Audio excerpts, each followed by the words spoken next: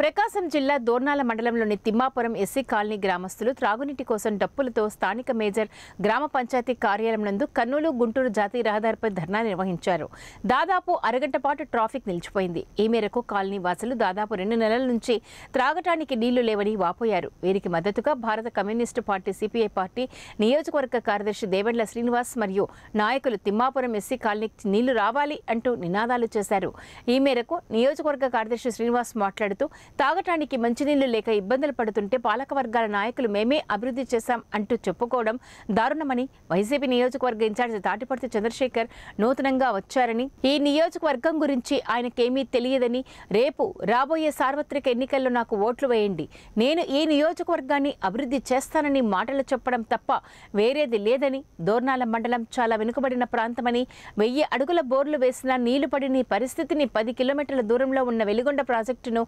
నాయకులు పూల సుబ్బయ్య ఈ ప్రాంత ప్రజల సస్యశ్యామలం కోసం వెలిగొండ ప్రాజెక్టును తీసుకువచ్చారని, వెలిగొండ ప్రాజెక్టును పూర్తి చేసి ఉండింటే ఈ త్రాగునీటి సమస్య ఉండేది కాదని, 15 లక్షల సాగునీరు 5 లక్షల మందికి ఉండే విధంగా ప్రాజెక్టును తీసుకొచ్చారని అన్నారు. కీర్తిదేశులు పూల సుబ్బయ్య గారు ఈ ప్రాంతం కూడా సస్యశ్యామలం కావాలని చెప్పి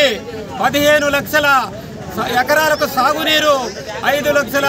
మందికి తాగునీరుకు ఉపయోగపడేటటువంటి ఒక బహుత్తరమైనటువంటి ఎలుగొండ పూల సుబ్బయ్య ఎలుగొండ ప్రాజెక్టు ఈరోజు గత 20 సంవత్సరాల నుంచి మరి నిర్లక్ష్యం చేయడం వల్ల